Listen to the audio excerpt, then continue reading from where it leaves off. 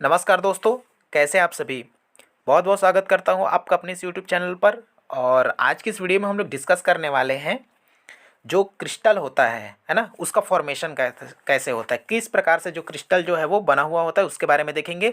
उसके यूनिट्स कौन कौन से होते हैं, किन किन चीज़ों से मिल करके वो बना हुआ होता है। ठीक है, तो सबसे पहले हम लोग देखते हैं कि या किससे मिल करके बना होता है। तो कोई भी जो क्रिस्टल का जो संरचना जो होता है ना, वह आपका छोटे छोटे जो बिंदु होते हैं, जिसको हम लोग उनके अवयवी कण कहते हैं या फिर रचक कण कहेंगे। तो उनके नियमित व्यवस्था से एक फिक्स पैटर्न रहेगा, कोई खास पैटर्न रहेगा, है ना। तो उसी आधार पर अगर वह फिर से पुनरावृत्ति होते जाता है उन कणों का, तो फिर एक नियमित संरचना का निर्माण होता है और उस नियमित संरचना को हम लोग क्या कहते हैं, आपका क्रिस्टल कहते हैं। ठीक है, तो सबसे पहले अगर हम लोग देखें कि अगर ये कण जो है एक फिक्स पैटर्न में आगे चल करके एक नियमित संरचना का निर्माण कर रहा है, तब हम लोग उसको क्या कहेंगे, क्रिस्टल कहेंगे। ठीक है, चलिए तो इसके बारे में देखते हैं कि इससे संबंधित जो परिभाषाएं होती हैं उसके बारे में देखते हैं। तो सबसे पहले हम लोग बात करेंगे जालक बिंदु क्या होता है ना।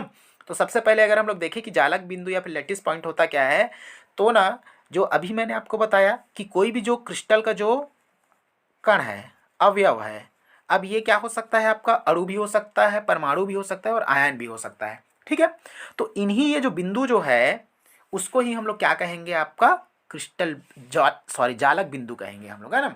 तो क्या हो जाएगा, तो क्रिस्टल के रचक अवयव जिनसे क्रिस्टल मिल के बन रहा है ना। तो क्रिस्टल के रचक अवयव वह परमाणु भी हो सकता है, अणु भी हो सकता है, आयन भी हो सकता है ना। तो इनको बिंदु द्वारा दर्शाया जाता है और यही बिंदु जो है वो आपका जालक बिंदु कहलाता है। क्लियर, चलिए तो ये हो जाएगा। आगे मैं बात करूं कि ये जो है वो किसका निर्माण करता है।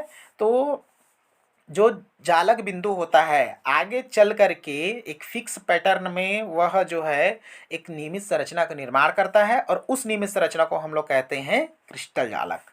ठीक है, क्रिस्टल लैटिस कहते हैं। तो देखिए, जालक बिंदुओं द्वारा दर्शाई गई ज्यामितीय संरचना ही क्रिस्टल या फिर जालक या फिर त्रिविम जालक कहलाता है। कहने का मतलब ये हो जाएगा, जैसे मैं क्या कर देता हूँ, इसको ऐसे बना दिए इसको, है ना। इसी के जैसे और अन्य कणों का भी हम लोग अगर पुनरावृत्ति करते हैं, है ना। ये कण जो होते हैं, चूंकि ये कण किस में है, त्रिविम में है, और मैं जो पेन पेपर यूज कर रहा हूँ वो क्या हो जाएगा, तो ये 2D आ जाएगा, है ना। त्रिविम मतलब 3D आ जाएगा, 3 डायमेंशनल, है ना।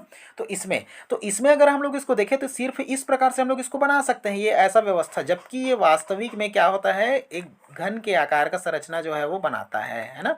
जैसे कि ये, तो इस प्रकार से संरचना का क्या हो जाएगा, आपका निर्माण हो जाएगा। और यही संरचना जो है एक सिंपल सा ये वाला जो स्ट्रक्चर है, ये आपका है, आपका इकाई कोशिका, यूनिट सेल इसको कहेंगे। ठीक है, ये आपको यूनिट सेल कहलाएगा।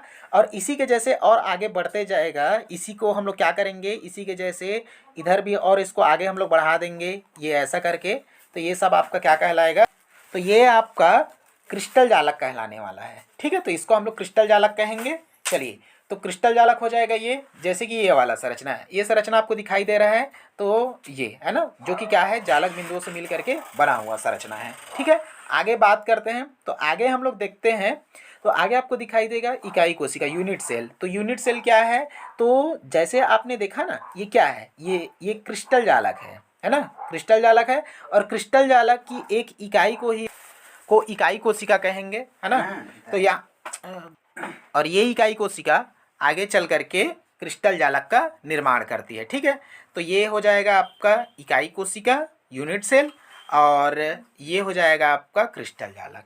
ठीक है, तो आई होप आपको समझ में आया होगा। मिलते हैं अगले वीडियो में, धन्यवाद।